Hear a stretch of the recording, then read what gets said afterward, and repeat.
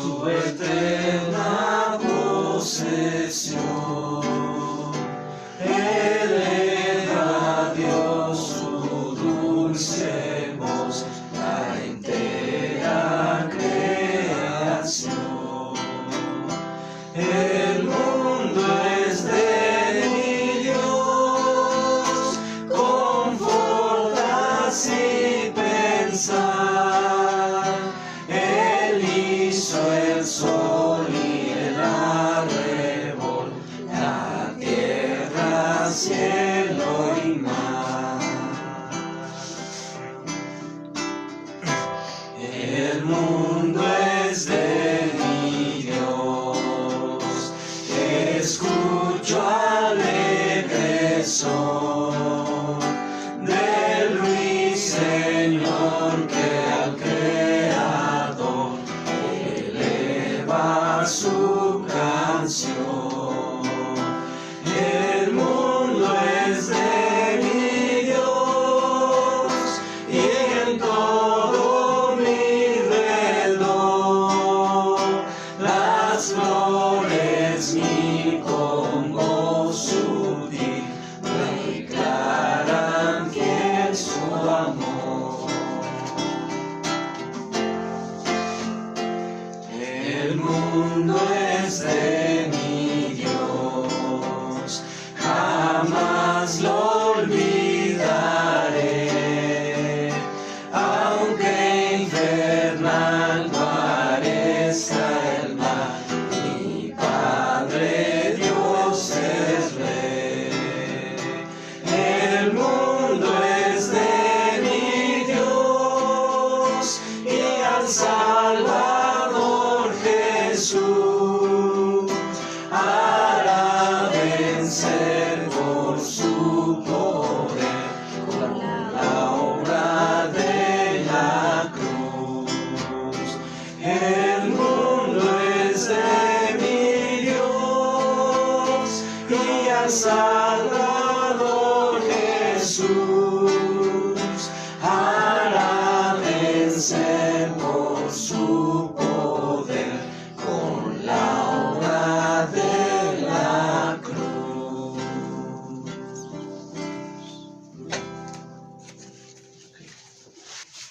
Bueno, vamos a Jonás, capítulo 3.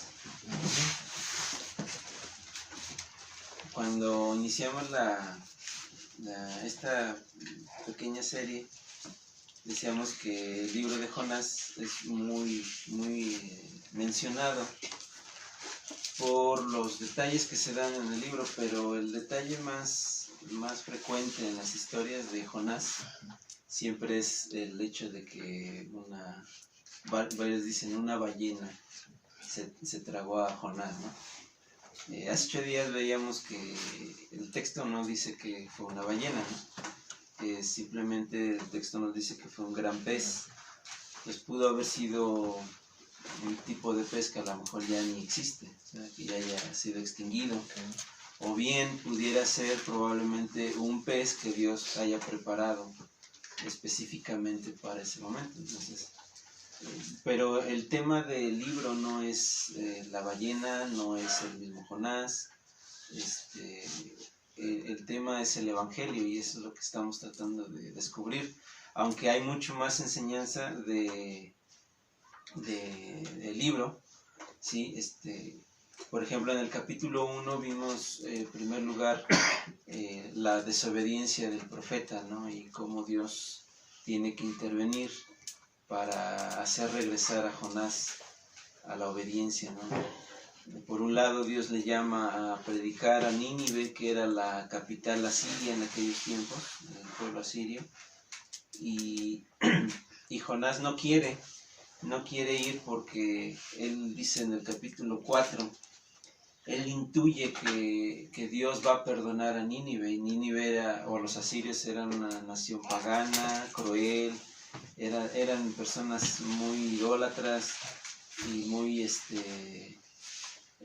digamos, su pecado era tan grande que en el capítulo 1 se nos dice que la maldad había subido a Dios delante de él ya casi a tope, ¿no? Para que Dios iba a enjuiciar esta nación. Bueno, tenemos la huida de Jonás, tenemos el regreso de Jonás, cómo Dios interviene soberanamente, y eso es algo que vemos en el libro. De principio a fin siempre se muestra los atributos de Dios, y en este caso su poder, su soberanía, su control. Él hace levantar una gran tempestad, pero tiene varios propósitos Dios en esta tempestad, porque vimos que, ¿cuáles son los propósitos? ¿Se acuerdan? Sí, que los mismos pescadores, bueno, los que iban en Los la barca, no eran idólatras, sin en cambio, viendo el poder de Dios, ellos después claman a Jehová para calmar la tempestad. O sea, se convierten. Entonces la salvación de Dios, la gracia de Dios, la misericordia también se manifiesta, ¿no? El poder, de hecho, desde el principio se ve el poder, ¿no? Porque fue una gran tempestad que los mismos marineros, que se entiende que eran experimentados, ¿no? Gente que ya se había enfrentado a tormentas en el mar, pero ellos vieron algo inusual, tanto así que empezaron a clamar a sus propios dioses, ¿no? Y bueno, no vamos a repetir todo lo que vimos, pero vemos cómo está el regreso, que Dios interviene para que Jonás regrese al mandato que él había dado. Pero en tercer lugar vimos la salvación, la gracia de Dios manifestada en la salvación de los marineros.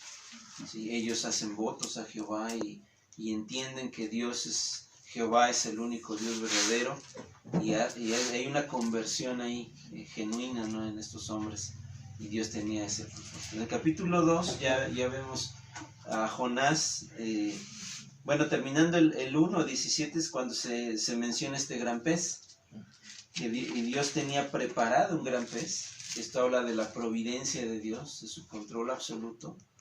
En el momento preciso, Dios había mandado este gran pez para tragarse a Jonás. Y ya en el capítulo 2 vemos a Jonás dentro del pez, y cómo él expresa en su oración varios salmos. Veíamos que los salmos vienen a su mente, a su corazón, y él pronuncia un gran salmo, como muchos han dicho, el salmo de los salmos, algunos lo mencionan, ¿no? El salmo de Jonás, donde él reconoce la misericordia, la gracia, la salvación de Dios en su vida. Y vemos a un Jonás completamente diferente. Ya no vemos a un Jonás aquí renuente a obedecer. Él está dando gracias a Dios. Y bueno, hay varios temas que se entrelazan ahí. La providencia de Dios, la realidad de la aflicción, ¿sí? En los creyentes. Jonás está en una gran aflicción ahí, porque hacíamos un análisis, ¿no? De qué habría sido estar dentro del pez 3 días. Estamos hablando de que no estaba cómodo, no estaba sentado, no estaba hincado. No es como la película de Pinocho, ¿no? Que tienen ahí ¿cómo se llamaba? El papá. Geppetto tiene su barquita ahí, aún está comiendo y está bien cómodo, ¿no? No, o sea, entendemos que Jonás pasó un tiempo difícil en el vientre del pez, ¿no? Sin embargo, es en la aflicción donde Dios hace brillar a los creyentes, en este caso a Jonás. Vemos la realidad de la aflicción, pero también vemos la respuesta del profeta a la aflicción. Él, en vez de reclamarle a Dios, o de enojarse contra Dios, o de quejarse, más bien él pronuncia alabanzas y reafirma su fe en Dios. Entonces vemos a un Jonás muy, muy distinto, y la respuesta entonces está de los creyentes a la aflicción, y lo mismo al final vimos cómo Dios manifiesta gracia en medio de la aflicción. Y vamos a ver el versículo 10 del capítulo 2. Una vez que él menciona el versículo 9 y termina con esta frase que trasciende toda la Biblia, las salvaciones de Jehová. Entonces termina el capítulo 2 diciendo, y mandó Jehová al pez. Otra vez el mandato de Dios, en este caso a una de sus criaturas, que es este gran pez. Jehová mandó al pez y lo vomitó a Jonás a tierra. Y esto es muy, muy interesante, ¿no? Porque este pez obedece a las órdenes de Dios, de vomitarlo, pero no lo vomita en alta mar, no lo vomita tampoco en el profundo del mar, sino el pez obedece de llevarlo a tierra. Y se entiende que lo más cercano para que Jonás, digamos, fuera al mandato que Dios había hecho inicialmente. Entonces, este es otro milagro, otro milagro. Entonces, el libro de Jonás está lleno de milagros. Pero antes de pasar a analizar ya detalles de este capítulo 3, vamos a ver algunas cosas. Y quiero preguntarles, ¿cuál sería, si ustedes han leído el libro de Jonás, y creo que sí, lo han leído, ¿no? ¿Cuál sería el tema? Si alguien nos dijera, ¿cuál es el tema del libro de Jonás? ¿Cuál sería el tema? Predicar el evangelio de su cosa. ¿Mande? Predicar el evangelio. Predicar el evangelio, Su su soberanía. Por lo que hemos visto, ¿no? Más bien el evangelio mismo, ¿no? Ujú. Jonás. ¿Cómo? Sí, como tú dices, resaltan muchos atributos de él, su misericordia, ¿vale? Su fidelidad. Su fidelidad. Ujú. Vemos nuestra vida reflejada en la vida de Jonás, ¿no? Jonás como un retrato de nosotros, ¿no? Porque normalmente, aunque somos creyentes, muchas veces desobedecemos a la voluntad de Dios, ¿no? Entonces, hay muchos temas entrelazados y todo lo que están diciendo es correcto. Pero si pudiéramos resumir en una frase de qué se trata el libro de Jonás, el mismo Jonás lo resume en la frase del versículo 9 al final. La salvación es de Jehová. Ahí se resume todo el libro. ¿Sí? ¿Por qué? Porque vemos la salvación del mismo profeta, vemos la salvación de los marineros. Ahorita vamos a ver la salvación de Nínive, ¿sí? que es un gran milagro, ¿no? que sucede ahí. Y bueno, pues esto es lo que vamos a ir viendo. Entonces, este es el tema principal, la misericordia de Dios y la gracia manifestada de Dios hacia un mundo o hacia personas que no lo merecen. Eso es gracia. ¿Sí? Jonás no merecía la salvación de Dios por su desobediencia. Los marineros no merecían la salvación de Dios por ser idólatras y por ser gente impía. Nínive no merecía la salvación de Dios. Sin embargo, Dios manifiesta su salvación soberana, ¿no? Entonces, capítulo 1 y capítulo 2, vamos a estructurar esto, se dan en el mar. Capítulo 3 y capítulo 4 ya se van a dar en tierra. ¿Sí? Capítulo 1 y capítulo 2 vemos a un Jonás que huye, ¿sí?, del mandato. Capítulo 3 y capítulo 4 vemos a un Jonás que va a lo que Dios le manda. ¿Sí? Pero en el mismo centro de este libro, digamos que la cúspide de la montaña se resume en la frase de Jonás en 2.9. El corazón del libro, el tema del libro, es la salvación, es de Jehová. ¿Por qué? Porque Jonás mismo ha experimentado en carne propia la gracia de Dios. ¿Sí? Dios le salva independientemente de lo que Jonás mismo había hecho. Ahora, eso que Jonás ya ha experimentado, ahora lo vamos a ver que sucede a aquella gran ciudad, la capital de Asiria, Nínive. Y vuelvo a preguntar, ¿se merecía la salvación Jonás? No. ¿Se merecía la salvación Nínive? No. Entonces, ¿qué es aquello que se da sin merecerlo? Gracia. Gracia. Es por gracia y no por obras. Por eso hablamos de que este libro también es el evangelio mismo. El evangelio de la gracia de Dios. Las salvaciones de Jehová. Él salva entonces a quien quiere, cuando quiere y como quiere. Entonces, hemos dividido este capítulo en 5 encabezados. Vamos a ver en primer lugar el mandato, en el versículo 1 y 2. En segundo lugar veremos la gran ciudad, versículo 3. El 3, el sermón, en el versículo 4. número 4, el impacto que el sermón, o en este caso el sermón de Jonás, que sucede en el versículo 5 al 9, y por último veremos el resultado en el versículo 10. Entonces vamos a iniciar ya de lleno en el texto. Vamos a ver, voy a leer el capítulo completo y luego lo vamos a ir desglosando, ¿sale? Sí. Entonces dice en el versículo 1: Vino palabra de Jehová por segunda vez a Jonás diciendo: Levántate y ve a Nínive, aquella gran ciudad, y proclama en ella el mensaje que yo te diré. Y se levantó Jonás y se fue a Nínive conforme a la palabra de Jehová, y era Nínive ciudad grande en extremo, de 3 días de camino. Y comenzó Jonás a entrar por la ciudad, camino de un día, y predicaba diciendo: De aquí a 40 días Nínive será destruida. Y los hombres de Nínive creyeron a Dios y proclamaron ayuno, y se vistieron de cilicio desde el mayor hasta el menor de ellos. Y llegó la noticia hasta el rey de Nínive, y se levantó de su silla, se despojó de su vestido, y se cubrió de cilicio, y se sentó sobre ceniza.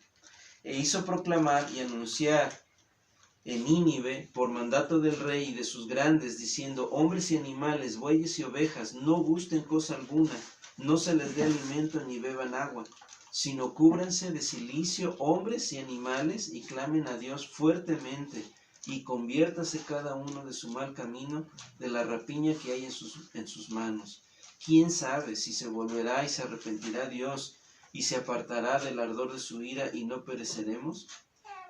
Y vio Dios lo que hicieron, que se convirtieron de su mal camino, y se arrepintió del mal que había dicho que les haría, y no lo hizo. Este es el gran capítulo 3. Entonces, en primer lugar, versículo 1 y 2, vemos el mandato. El capítulo 3 empieza ya inmediatamente mostrando la misericordia de Dios otra vez. ¿Por qué? Porque Dios ya había mandado, ¿sí?, a Jonás, ¿sí?, y podía haber hecho otra cosa diferente con su profeta rebelde. Sin embargo, Dios le recuerda otra vez la misión inicial, ¿sí? Estos versículos son prácticamente idénticos al capítulo 1, versículo 1 y 2, ¿sí? Levántate y ve a Nínive. Ese es el mandato. Entonces, es como si Dios volviera a empezar la historia. Es como si Dios, a primera vista, es como si Dios le estuviera dando una segunda oportunidad a Jonás. Borrón y cuenta nueva. Sin embargo, eso no es lo que el texto nos quiere indicar. Lo que el texto está indicando es que Dios ha hecho algo mucho mayor y que ha sucedido en el profundo de la mar, en el vientre del pez, al darle a Jonás no una segunda oportunidad, sino que le ha dado un nuevo corazón. ¿Sí? Jonás ha experimentado otra vez la gracia de Dios, la misericordia de Dios, porque Dios sigue siendo el mismo, su plan sigue siendo el mismo, el mensaje es el mismo, la ciudad es la misma, pero Jonás es otro Jonás. Por lo que ya vimos en el capítulo 2. Jonás arrepentido. ¿Cuándo exactamente? ¿Cuándo cambió Jonás? Cuando se vio en el vientre del pez. En el fondo del mar. Y que Dios no lo mató. Dios No le lo dio la mató. oportunidad. ¿Sí? Dios le da la gracia, su misericordia. ¿Sí? Entonces, es ahí donde aún nosotros, si Dios no cambia nuestro corazón, de nada nos sirve una segunda oportunidad. Nosotros necesitamos que nuestro corazón sea cambiado. Entonces, vemos aquí que hubo un Jonás antes del pez y vemos a otro Jonás después del pez. Un ejemplo, también Moisés, vemos un Moisés antes del Sinaí y después del Sinaí. Es otro Moisés. Todos los creyentes tenemos un antes de Cristo y un después de Cristo. Y es por eso que ahora podemos obedecer a Dios. Es por eso que ahora Jonás obedece ya el mandato, no porque es una segunda oportunidad meramente, sino porque Jonás ya tiene otro corazón, un corazón renovado. Otra perspectiva, ¿no? Exactamente. Entonces, Dios le da entonces a Jonás el mismo mandato en el versículo 2. Levántate y ve a Nínive, aquella gran ciudad, y proclama en ella el mensaje que yo te diré. Es ahora entonces que Jonás puede obedecer a Dios. Y lo mismo aplicado a nosotros. Nosotros no podemos obedecer a Dios genuinamente a menos que Dios haya hecho algo en nuestro corazón. Hay gente que obedece, sí, a los mandatos de Dios, pero sin un corazón regenerado, sin un corazón cambiado. Y eso es mero legalismo. Eso es mera, ¿cómo se dice? No fue la palabra. Parte de fariseísmo, ¿sí? Y es algo abominable delante de Dios porque se intenta ganar el favor de Dios por medio de las obras. Pero aquí está sucediendo todo lo contrario.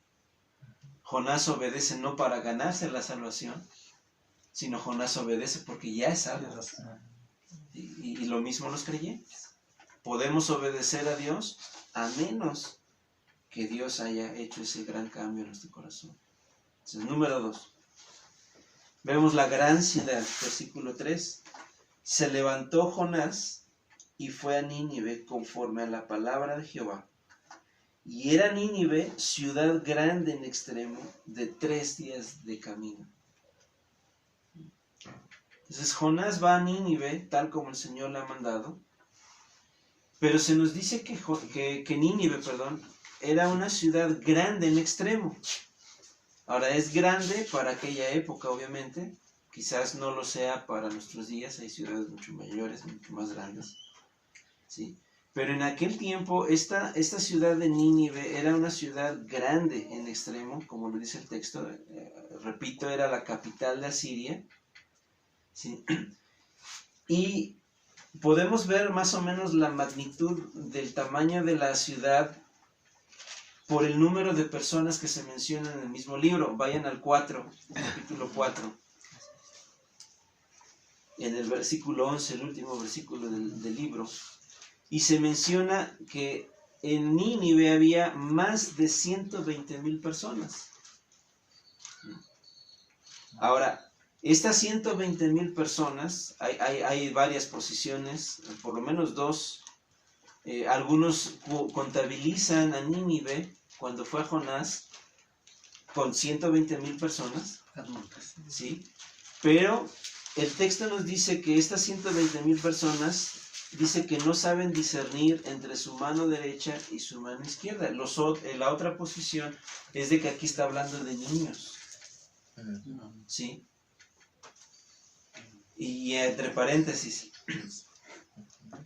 yo me inclino más a la segunda posición, por lo que dice el texto. Que estas 120,000 personas está hablando de niños pequeños, que no saben discernir cuál es la derecha y cuál es la izquierda. Entonces, si esta es la realidad, estamos hablando de que la ciudad tenía mucho más habitantes, obviamente, ¿no? ¿Sí? Por otro lado, es muy posible que, referente al versículo 11, Dios está teniendo misericordia, no solamente de la gente adulta, sino que Él está extendiendo su misericordia a los adultos por los niños. Curiosamente, ahorita la pandemia que estamos viviendo, a los niños no les afecta tanto, y es probable, muy probable, que Dios está mostrando misericordia aún al mundo adulto por causa de los niños de esta generación. Eso es un mero comentario, no lo digo que así es, pero sabemos que Dios es misericordioso. Entonces, estamos hablando de una ciudad de más de 120,000 personas. Ahora, se nos dice que la ciudad era grande en extremo, que para rodear la ciudad se necesitaban 3 días de camino, ¿sí? ¿Y cuál es lo interesante de este asunto? Bueno, que por muchos siglos, se negó la existencia de Nínive, porque resulta que esta ciudad por el tiempo se fue enterrando poco a poco, ¿sí? Y muchos argumentaban que el libro de Jonás era una fábula, que era un cuento porque en realidad no existía esta ciudad de Nínive. Veían el libro de Jonás como algo fantasioso, una ciudad fantasma, ¿no? Entonces decían que el relato del libro de Jonás era meramente una especie de cuento. Pero resulta que hasta los años 1800 se descubrió la ciudad de Nínive. La arqueología de los 1800 empezó a descubrir esta ciudad, y esta ciudad está cerca de una ciudad de Irak, en este caso de la ciudad de Mosul, tengo el dato aquí. Y durante más de 2500 años, Nínive permaneció enterrada y nadie sabía de ella. Estaba bajo tierra. ¿Qué pasó? Los arqueólogos empezaron a desenterrar sus murallas, su arquitectura, y lo más impresionante es que la ciudad de Nínive permanece hasta el día de hoy en cuanto a arquitectura. Es más, se puede visitar la ciudad. Y bueno, no sé si se vea. Saqué unas imágenes aquí.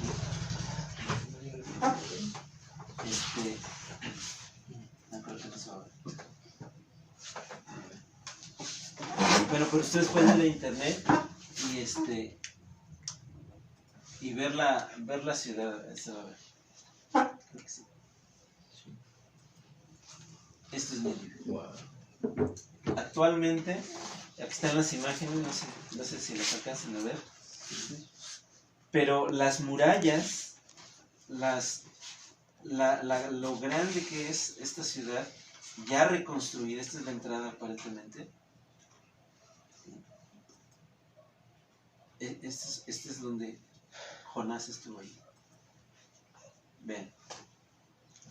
Era una gran ciudad amurallada. Entonces ustedes pueden verla después. Ahora, a más de eso, se dice que cuando encontraron esta ciudad ya enterrada y la empezaron a desenterrar, había dos colinas, o hay dos colinas, y están las inscripciones ahí en las colinas, que una se llamaba, no sé si está bien pronunciado, pero es Koyunkik, ¿sí? Una columna se llamaba así, Koyun, es lenguaje árabe, Koyunkik, y la otra se llamaba Nabi Yunus. Y resulta que Nabi Yunus en el lenguaje árabe significa el profeta Jonás, ¿sí? Y esas dos colinas se han llamado así durante siglos.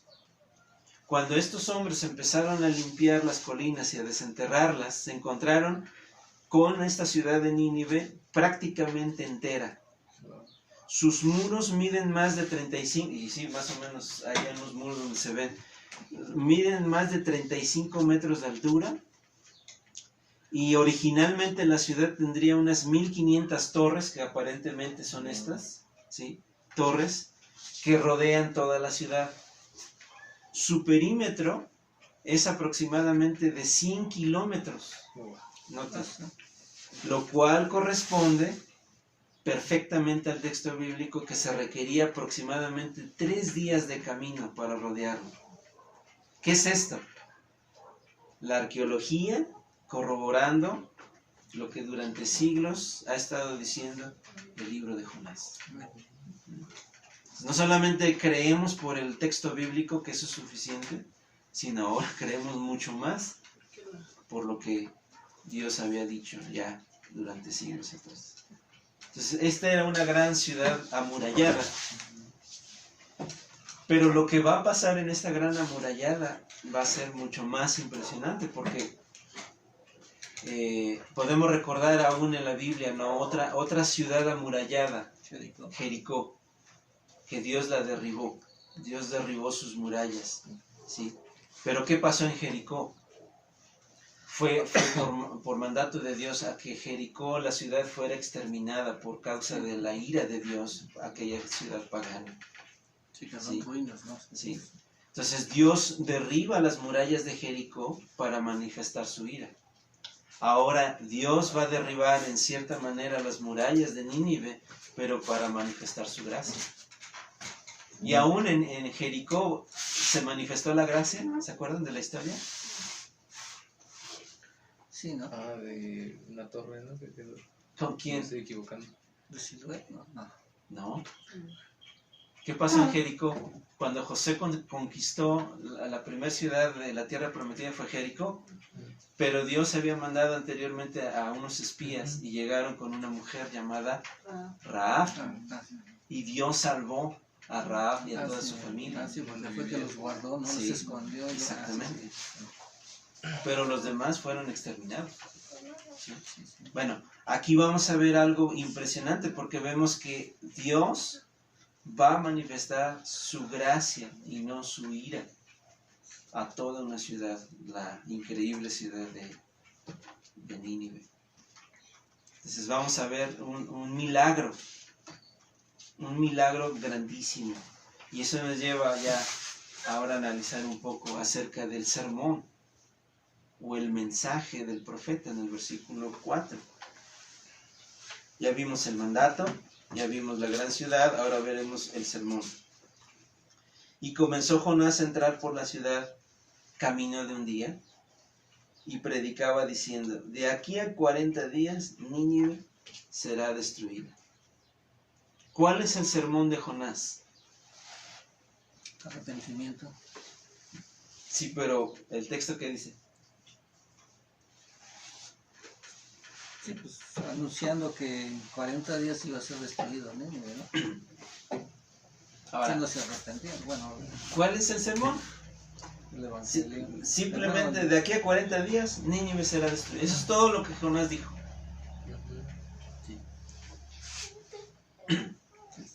Es como si ahorita empezáramos esto y ya oramos por la predicación o vamos a orar por el estudio y yo meramente digo, de aquí a 40 días Todos vamos a morir. Nínive será destruida. Vamos a orar. Ya se acabó. ¿Ese es el sermón? Sí, sí. Ahora, ¿quién puede bosquejar? ¿Saben qué es un bosquejo, no? Este sermón. ¿Se puede bosquejar el sermón de Jonás? O sea, esas frases es muy breve, ¿sí? Pero ese es el sermón que Jonás predica. Ahora, no solamente eso, sino que en el versículo 3 ya se nos había dicho que ¿cuántos días era para rodear la tierra? 3. Para recorrer la ciudad, pero en el 4, ¿cuántos días dedica Jonás para predicar ese mensaje? Un solo día. Y eso por el medio. Sí, es probable que Jonás, en vez de rodear la ciudad, él aparentemente cruza la ciudad. Algunos piensan que inclusive Jonás simplemente se dedicó a llegar a la plaza principal y decir eso. ¿Quién no yo? Jonás, perdón, de aquí a 40 días, Nínive será destruida. Eso es todo lo que dijo. Sí. Ahora, aquí otra enseñanza aplicable a nosotros, porque ya vimos que Jonás ha sido otro Jonás, ya cambiado, regenerado, salvado por la gracia de Dios. Pero aquí aparentemente Jonás empieza a luchar otra vez con su carne, con el pecado remanente. ¿Por qué? Porque ya no obedece, o más bien ya no rodea la tierra, la ciudad, perdón, sino que él se limita a hacer lo mínimo. Él se limita a hacer lo mínimo. Jonás probablemente está obedeciendo a Dios, pero de mala gana. ¿Sí? ¿Por qué? Porque otra vez su carne se enfrenta a ir a esa ciudad que él aborrecía. Porque no eran por parte del pueblo de Dios, no eran parte del pacto. Él está siendo racista aquí. Hay un racismo, un nacionalismo muy arraigado en él, que él no quiere que Dios perdone esta ciudad. Entonces, sea como sea, Jonás predica este sermón breve, pobre, sencillo, no predica 3 días, él dedica un solo día, y el sermón es este: de aquí a 40 días, Nínive será destruida. Ahora, en este sermón que encontramos en nuestro idioma español son 8 palabras, cuéntenlas. ¿Sí son 8? Sí. De aquí a 40 días Nínive será destruida. Pero en el texto original, cuando nosotros vamos al hebreo, encontramos solo 5 palabras, ¿sí? Que más o menos se traduciría así: aún 40 días, Nínive destruida. O sea, más breve, muy corto. Y volvemos a aplicarlo sería algo hasta chistoso, ¿no? Vamos a invitar a un predicador, vamos a invitar aquí a Fidel a predicarnos. Y Fidel llega aquí y nos dice: aún 40 días, Nínive destruida. Amén. Cerramos el culto. Sí. Para los niños sería rápido y bien, ¿no? Excelente. Pero ¿por qué Jonás no predica más? Porque acabamos de ver hace una semana, ¿no? Pero acabamos de ver en el capítulo 2 cómo él ora y cómo él pronuncia las escrituras, ¿sí? Sí, Y la porque pregunta el salmo que dijo, ¿no? ¿por qué no lo hizo? Vemos al profeta el manejo de las escrituras en su corazón. ¿Y por qué Jonás ahora no lo hace? ¿Por qué Jonás se limita a este breve sermón y se va? Yo pienso, creo, no, a mi parecer, es que él confía y cree en el poder de Dios. Pero no era el... Probablemente, O sea, diciendo pero eso, acabamos de decir algo, que Jonás está mostrando otra vez renuencia, bueno, sí. ¿sí? Está mostrando, quizás, y podemos verlo, ¿no? O pensarlo más bien, de que Jonás otra vez está luchando con su carne, de no predicar. Y es que así era su actitud, porque desde el principio, cuando había nacido ¿qué era? ¿La higuera? O La calabaza. Ajá. la calabacera, o sea, y se puso ahí a resonar otra vez. Sí, o sea, Sí. yo creo más. Siempre que fue es así su actitud. Ahora, el por qué lo podemos entender de esta manera, porque tenía que ser así. Este era el plan de Dios, nada sale de su control, ¿sí? Ujú. Y tenía que ser así porque si Jonás hubiera sido elocuente en su mensaje, es probable que le diéramos mérito al mensaje de Jonás, ¿sí? Y no a Dios. El tema de Jonás, el tema del libro de Jonás, es la gran salvación de Dios, donde a Él le pertenece toda la gloria. Entonces, aquí vemos un sermón sencillo, pobre, monótono, pero como vamos a ver más adelante, el gran impacto que eso tuvo. Así es. Pues, Pero no fue por el mensaje que pronunció Jonás, sino fue por el Dios que estaba detrás de ese mensaje y cómo Dios manifiesta un gran milagro. Ahora, quiero comentar, entre paréntesis, que esto no ha sucedido únicamente aquí, en este libro. Ha habido mensajes breves también, quizás no muy elaborados, pero que Dios ha usado grandemente. Se dice de un sermón de la misma manera en la historia ya más reciente, donde en un domingo, ¿sí?, un joven entró en una pequeña capilla, un pueblecito pequeño en Inglaterra, y se dice que en aquel momento en el culto iba a subir un hermano, ¿sí?, ya de edad mayor, pero que este hermano no era muy preparado, ¿sí? ¿Ya sabes por dónde voy? Creo que sí, así Creo que es. sí. Bueno, entonces resulta que el pastor no estaba y este era al parecer un diácono, y este hombre sube y él predica sobre Isaías 45:22. El texto dice: mirad a mí y sed salvos. Ahora, como este hermano mayor no tenía mucha preparación en la predicación, él se dedica simplemente a repetir el texto y la idea del texto. Y este sermón quedó registrado y se lo voy a leer. Él dijo en aquella ocasión: mis queridos amigos, este texto es muy simple. Dice: mirad. Y mirar no requiere nuestro esfuerzo. No supone levantar tu pie o tu dedo, solo dice mirad. Nadie fue a la universidad, decía él, para aprender a mirar. Puedes ser el más grande de los insensatos y aún puedes mirar. cualquiera puede mirar, incluso un niño puede mirar. Pero además el texto dice, mirad a mí. Muchos de ustedes están mirándose a sí mismos, pero no sirve de nada mirarse a sí mismo. Nunca encontrarás paz en ustedes mismos. Mirad a Cristo. El texto dice, mirad a mí. Este fue el sermón. Y dice la historia que después de unos 10 minutos de estar repitiendo la misma idea este hombre se fija en aquel joven que acababa de entrar. Y entonces él agarró contra ese joven y le dijo, joven, dice, tú pareces muy triste y siempre estarás triste, triste en esta vida y triste en la muerte si no obedeces este texto. Pero si obedeces ahora, en este momento serás salvo. Joven, mira a Cristo. Le dijo, mira. Ese fue el sermón. Sencillo, pero fue un sermón fiel. ¿Sí? Y ya ustedes saben a quién se... Ese joven era Charles Spurgeon. ¿Sí?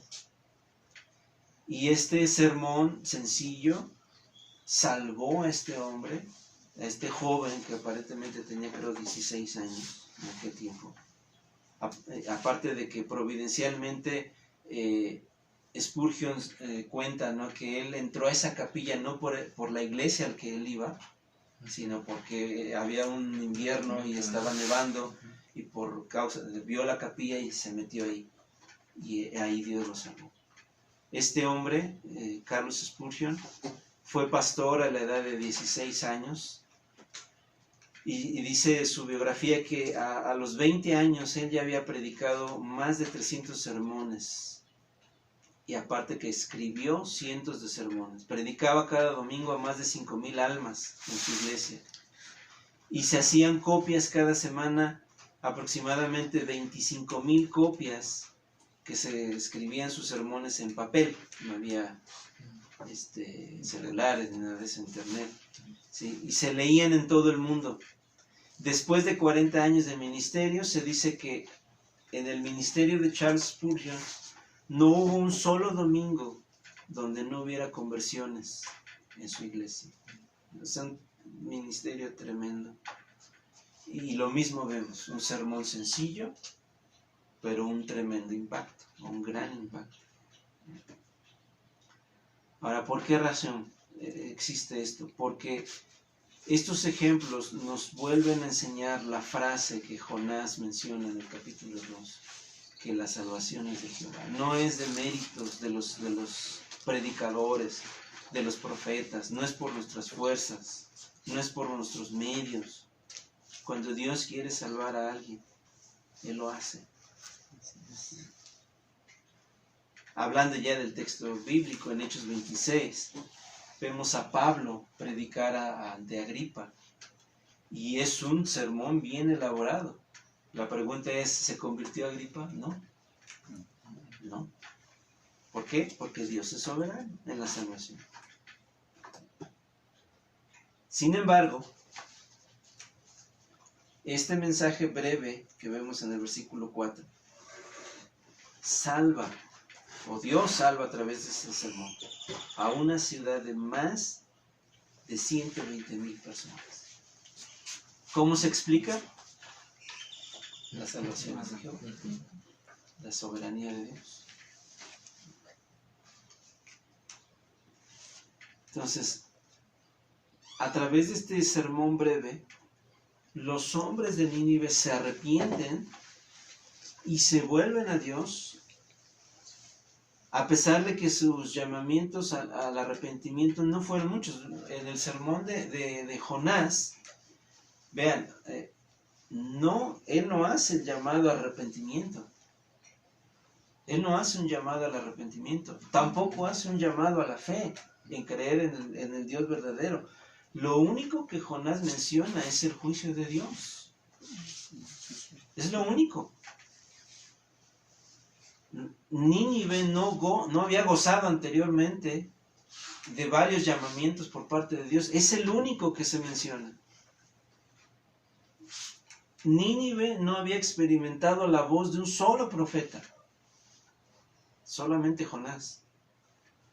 Ahora, aparte, Jonás no es el más grande de los profetas. Dios no mandó a Isaías, por ejemplo. Dios no mandó a Jeremías o a Ezequiel o a otro, no. Él manda, digamos que a este profeta desobediente con este sermón breve, al aire libre, corto, monótono. Probablemente, ya lo dijimos, a un profeta hablando estas palabras, pero de mala gana. Y sin embargo, la respuesta que Dios produce en ellos es inmediata y aceptable delante de Dios. ¿Por qué? Porque la ciudad entera fue salva. Es impresionante. Y la auténtica conversión que sucede en los habitantes de Nínive. Y eso nos lleva al cuarto encabezado, que es el impacto. El impacto que sucede a través de este sermón breve.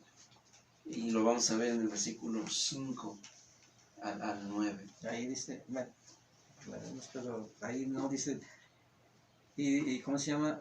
Le creyeron a Jonás, sino ellos mismos dicen, creyeron a Dios. Fíjense, el impacto del sermón de Jonás fue milagroso.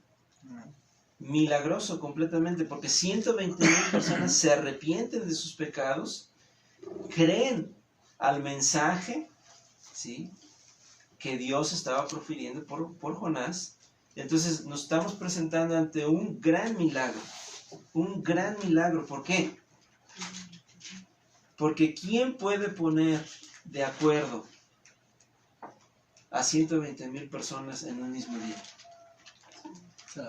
Es imposible. Bueno, pues no. Es imposible. Sí, A menos que haya un poder superior. Si nosotros hiciéramos una encuesta a 120,000 personas, ¿podemos decir que esas 120,000 personas les gusta el mismo deporte? ¿Se ponen la misma ropa?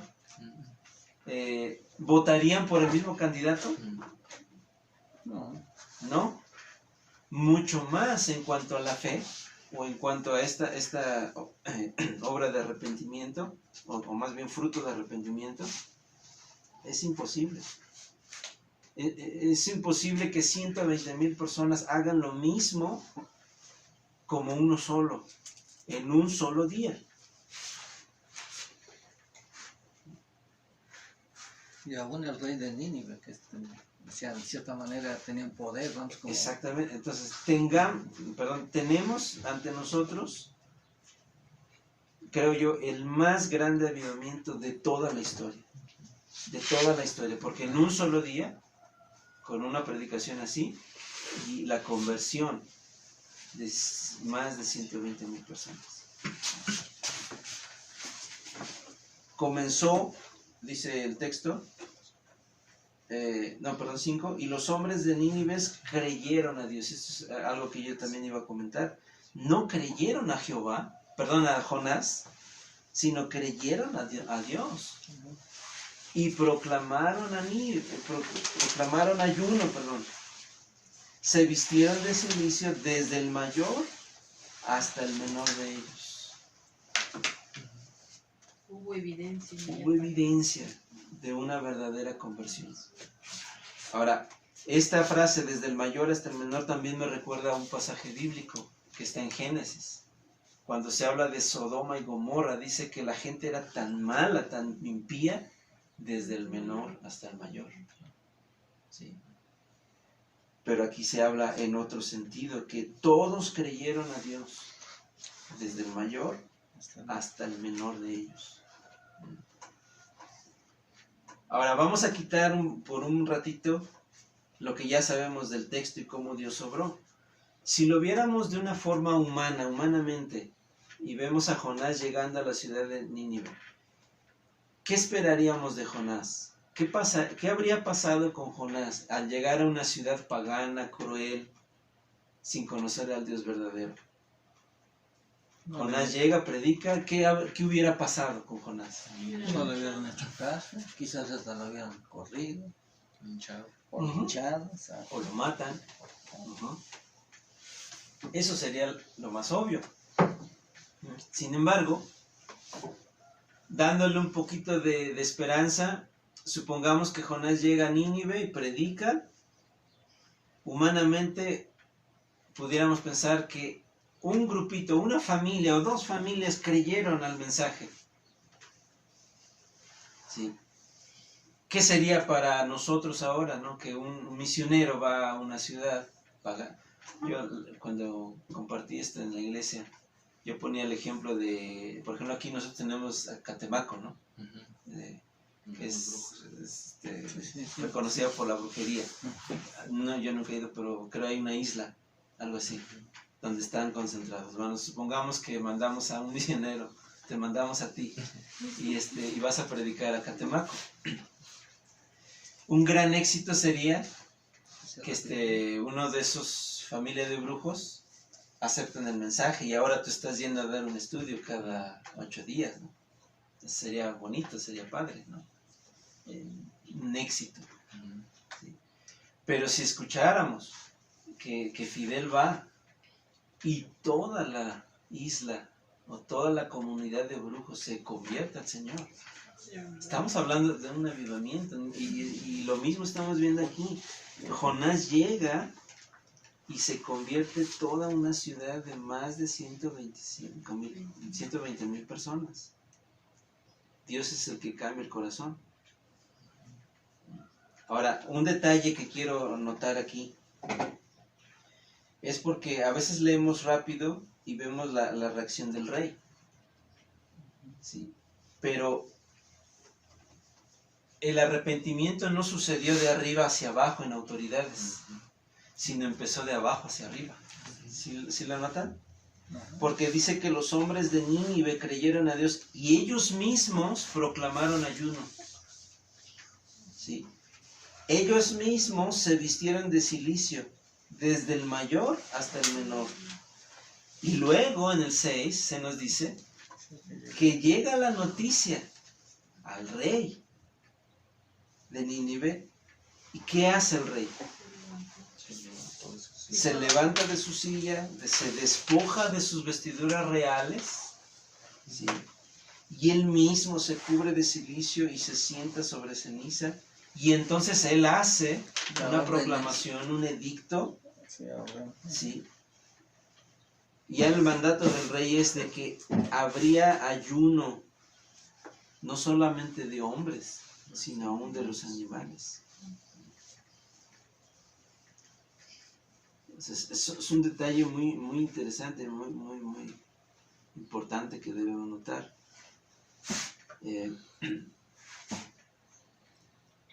Y esto habla de una auténtica conversión, de un auténtico arrepentimiento, una auténtica humillación. ¿Por qué? Porque también el mensaje fue auténtico. Fue breve, sí, fue quizás de mala gana, probablemente sí, pero fue un mensaje fiel a lo que Dios quería hacer. Entonces en el versículo 8, vean el mandato del rey. Dice, sino cúbranse de cilicio hombres y animales y clamen a Dios fuertemente, y conviértase cada uno de su mal camino, de la rapiña que hay en sus manos. Y aquí vemos otra vez algo bien impresionante, porque el mismo rey está reconociendo que toda su ciudad eran pecadores. Sí. Y esto me recuerda a lo que estamos viviendo, ¿no? Hubo videos de presidentes, por ejemplo el de Paraguay, no recuerdo cuál. República Dominicana también. Hubo varios que citaron aún en sus, ¿cómo se llama? Bueno, a su nación, citaron la Biblia, ¿no? Y dijeron, solamente Dios nos puede ayudar en esta situación. Tristemente vemos al presidente nuestro que sacó un amuleto, ¿no? Y invita prácticamente a la superstición a la nación. Pero aquí vemos todo lo contrario. Y yo no dudo que Dios está mostrando misericordia a las naciones de acuerdo a la reacción que ellos están teniendo. Y nosotros pues deberíamos aprender de esto, ¿no? Porque la reacción que nosotros tenemos como país pues no ha sido quizás la mejor. ¿sí? De arrepentimiento. Venezuela, otro de los países que ha estado en conflicto desde antes y ahorita con esto. Bueno, yo vi un video donde el cuerpo de policías se dedican a orar, a pedirle a Dios. Todos, Sí. no, se cree que a lo mejor el que invita a orar es creyente, pero la mayoría se supone que no. Sin en cambio todos. Exacto. Y digo, ¿por qué lejos está México? Bueno, en ese sentido, ¿no? Sí, porque no se ha visto, No se ha visto mucho. real, Sí sí. lo ha de ver, y yo creo que Sí, sí, ¿no? sí lo hay, No, sí. pero pues no ha sido como en otros países. Aquí vemos, bueno, yo insisto, ¿no? Algo impresionante, porque es toda la ciudad, el gobernante mayor, que en este caso era el rey, y él mismo reconoce, ¿no? Al decirles a ellos que clamaran a Dios fuertemente y se convirtieran. No es meramente una profesión de fe. No está diciendo creamos al Dios verdadero. No, él está diciendo conviértase cada uno de su mal camino, de la rapiña que hay en sus manos. Yo estoy seguro que si nuestro presidente dijera esto, ¿sí? Y muchos, o la mayoría de mexicanos, o todos los mexicanos, nos arrepintiéramos, aún incluyendo creyentes, de nuestros pecados, Dios retiraría su juicio. Sí, porque esto es lo que pasó aquí. Esto es lo que pasó aquí. Cambiemos, es prácticamente lo que está diciendo el rey. Cambiemos. Quizás Dios cambie. Esta es otra cosa impresionante en las palabras del rey en el versículo 9. ¿Quién sabe si se volverá y se arrepentirá Dios? Pero en lo que respecta a nosotros, es la idea, en lo que respecta a nosotros, nosotros debemos arrepentirnos y convertirnos y dejar de hacer el mal. Dios es fíjense, el mismo rey, sin tener una buena teología, o sea, estar preparado en el conocimiento, él está reconociendo que Dios tiene la última palabra. ¿Quién sabe si Dios cambie? Esto nos recuerda la oración del publicano que oraba en el templo, ¿no? En la parábola. Dios, sé propicio a mí, pecador. O sea, Señor, solo te pido misericordia. Tú sabes lo que vas a hacer conmigo. Yo soy el mayor de los pecadores, pero solo tú sabes. Eso es lo mismo que estamos viendo aquí en las palabras del rey. Ahora, otro detalle. El rey invita, o más bien no invita, sino establece un ayuno, pero no solamente para los hombres, sino para los animales. Ahora, igual, vamos a analizar un poquito. Si era una ciudad de más de 120,000 personas, ¿cuántos animales tendrían ellos? Donde prácticamente en aquellos tiempos la gente vivía del campo y de la ganadería, normalmente. ¿Cuántos animales tendría la ciudad de Nínive? Supongo que mucho más. Quizás mucho más de los habitantes que había. Sí, probablemente. Es hasta más animales que Mucho hijos. más animales. Ahora bien, ¿qué pasa con los animales cuando no se les da de comer? Chillan. Entonces noten esto. El rey dice, clamen a Dios fuertemente. La ciudad de Nínive en ese día era un clamor que se podía escuchar a kilómetros y kilómetros. No solamente de las personas, sino aún de los animales. Al no darles de comer a los animales, era un gemido impresionante. Impresionante. Yo creo ni tenemos idea de... Es más, si el Chichica mismo se pusiera ahorita a gemir con todo y animales, sería un sonido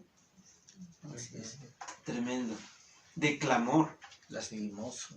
¿Sí? Era llanto, era un llanto al cielo. Clamen a Dios fuertemente, y era un clamor, ¿para qué? Para que Dios les perdonara. por sus pecados. Ahora, preguntas. ¿Tendrían los ninivitas enfermos entre ellos? Sí, Pues sí. Pero el clamor no era para que Dios los sanara. para que los salvara. ¿Tendrían los ninivitas problemas matrimoniales? Pero no era para que Dios restaurara sus matrimonios, ¿no? Y quitar esos problemas. ¿Tendrían ellos falta de trabajo algunos? Sí, pero esa no era la razón del clamor. La razón del clamor era para que Dios perdonara sus pecados. ¿Qué dicen las bienaventuranzas? Bienaventurados los que lloran, porque ellos recibirán consolación. Bueno, este es entonces el gran milagro, el impacto que Dios usó en el mensaje de Jonás. Y por último, ya con esto terminamos, el resultado.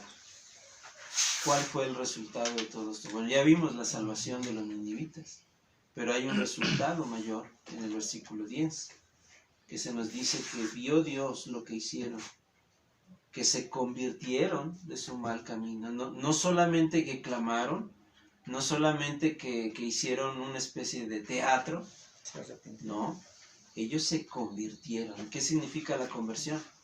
Es un giro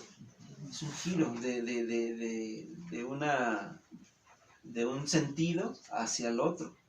Se convirtieron de su mal camino y se arrepintió del mal que había dicho que les haría y no lo hizo. Lo cual vemos aquí que Dios tenía un propósito en todo esto, de que ese clamor llegara al cielo, que Dios mismo los iba a escuchar, ¿sí? Y Dios les iba a perdonar. Así como la maldad de ellos había subido, como dice en el capítulo 1-2, versículo 2, el mal había subido a ellos, también el clamor ahora subió hasta Dios. Y Dios se arrepintió. Ahora, esta frase, arrepentirse, causa polémica, ¿no? Porque, ¿cómo es que Dios se arrepintió? Bueno, Esa pregunta yo le iba a hacer. sí. La palabra arrepentirse aquí, como en muchos textos, principalmente del Antiguo Testamento, viene de una palabra hebrea que significa suspirar, ¿sí? Es una especie de lamento. Suspirar, respirar fuertemente es otra traducción también. Y ese lamentarse es en un sentido favorable que mueve a la compasión. O sea, cuando dice que Dios se arrepintió, está hablando de que la compasión de Dios, como en otro texto habla, de que se inflamó. Sí. Entonces Dios tenía ya el propósito de salvar a estos hombres, a esta generación, o estas 2-3 generaciones de hombres y de niños, como vemos, ¿no? Y Dios quería salvar a esta ciudad. Entonces, al ver el clamor y la conversión de estos hombres, Dios simplemente derrama su compasión. Es lo contrario a lo que pasó en Sodoma, ¿no? ¿Sí?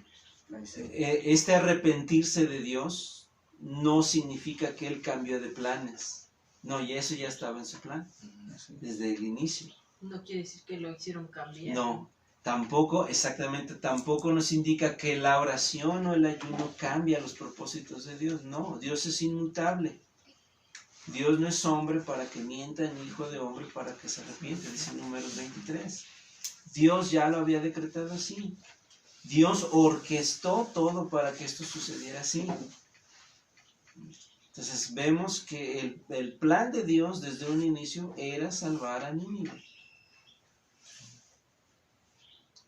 Entonces, porque si pensamos que la acción de los hombres cambia los propósitos de Dios, entonces estaríamos hablando de un Dios vulnerable, un Dios no soberano, un Dios sentimental, Que no sería inmutable. No es inmutable, por lo tanto esto contradeciría todas las escrituras y el carácter de Dios no cambió.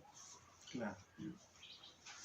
Ahora, aquí aplicándolo a nosotros ahora en cuanto a la oración, debemos entender que la oración no cambia a Dios ni sus propósitos. Nuestras súplicas, nuestros clamores no cambian a Dios, pero Dios mismo ha decretado el medio por el cual Dios va a orar, y es precisamente la oración, el ayuno. Más bien la oración y el ayuno nos cambia a nosotros, cambia nuestra perspectiva, cambia nuestra forma de ver la vida o las cosas que estamos pasando, ¿no? Porque Dios no cambia, su plan nunca cambió.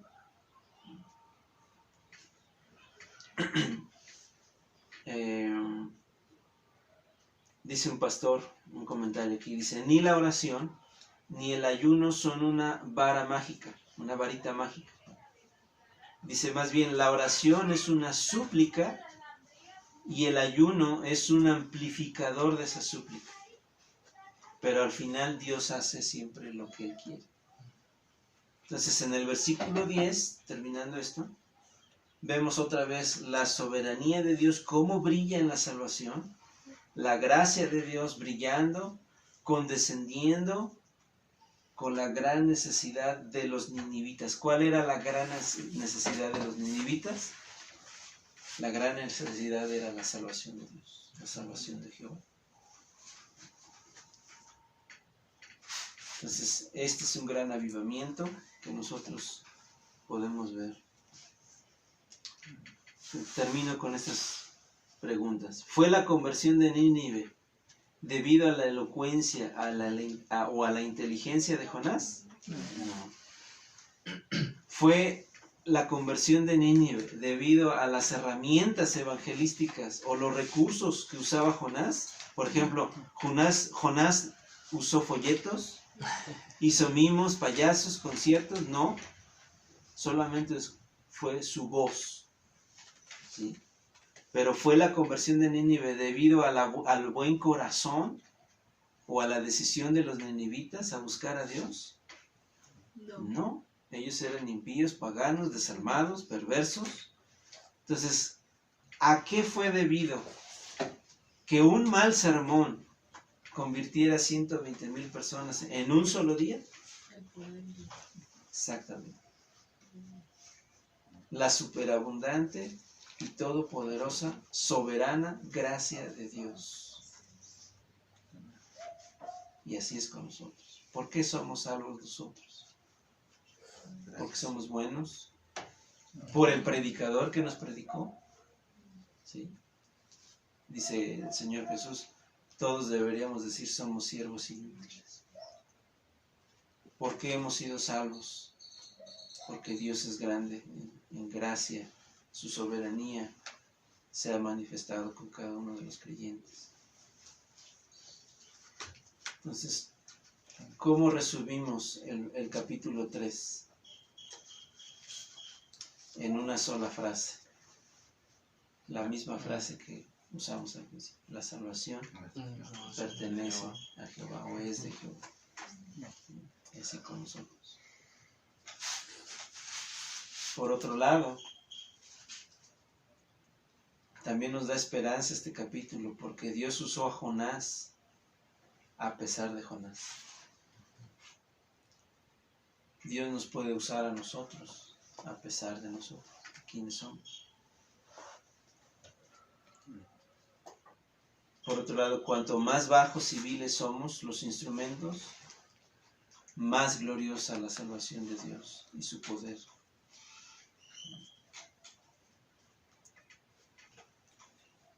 Y también vemos en esto que la misma necesidad de misericordia y gracia que necesitan los incrédulos es la misma necesidad de misericordia y de gracia que necesitamos todos nosotros como creyentes. Porque aún siendo creyentes no somos mejores que los que no lo son. Entonces, todo esto lo podemos ver en el capítulo 3 y sería bueno que lo siguiéramos analizando ya personalmente. Y gracias a Dios por este capítulo. Dios quiera que nos ayude a analizar el 4 y será ya la próxima vez que lo veamos. Oramos. Nuestro Padre Celestial, queremos darte muchas gracias, Señor, por este tiempo. Gracias, Señor, por la ayuda de tu Santo Espíritu. Señor, sabemos que no somos, pues, quizás, Señor, nuestras palabras son limitadas. Nuestros pensamientos, Señor, a veces no son claros, Señor, al expresarnos. Pero, Señor, sabemos que tú eres tan poderoso, Señor, todopoderoso, que tú puedes hacer y obrar de la manera que tú te lo has trazado, Señor. Y como lo vemos en este capítulo, Padre, cuán grande es tu misericordia y tu gracia, Señor, sobre los impíos, sobre aquellos, Señor, que hemos pecado delante de ti, Señor. Y en estos tiempos, Señor, pues ayúdanos, Señor, a clamar, Señor, ayúdanos a imitar, Padre, lo que estos hombres en su día hicieron delante de ti, Padre, y cómo experimentaron tu gran misericordia, Padre. Que esta enseñanza, Señor, sea algo que, Padre, que en la iglesia tuya, en este día, en este tiempo, Señor, sea revisada, Padre. Porque nosotros como iglesia, Señor, también necesitamos clamar a ti en arrepentimiento y fe, Señor. Vuélvenos hacia ti, Señor. Danos cada vez más amor por ti. Danos, Señor, una inclinación más a lo santo, Señor, a lo piadoso, Señor, a lo que es agradable delante de tus ojos, Señor. Perdona nuestras rebeliones, Señor, perdona nuestros pecados, Señor, nuestros malos pensamientos, nuestras malas palabras, nuestras malas actitudes, Señor. Ayúdanos, Señor, ayúdanos y levántanos, Señor, así como lo hiciste con tu profeta, Padre. Ten misericordia de nosotros, Padre, pues la necesitamos. Cuánto la necesitamos, Señor. Y por último, pues pedimos por nuestros hermanos, Señor, en sus casas, Señor, algunos en sus iglesias también. Señor, pues que tú, Señor, obres de tal manera que tu iglesia también sea renovada y que ya no seamos los mismos, Padre. Señor, que tú tengas misericordia en este tiempo, que tú acortes este tiempo, Padre, por amor a tus escogidos. Pero, Señor, que tú nos cambies. Cambia nuestro corazón, Señor, así como lo hiciste con Jonás, así como lo hiciste con estos hombres, estas mujeres, estos niños, Padre, de esta ciudad, a lo cual, Señor, queremos que tú obres de la misma manera, Padre. Te lo pedimos en el nombre de nuestro Señor Jesucristo. Gracias por este día. Gracias, Señor, por este tiempo. En Cristo Jesús. Amén. Amén.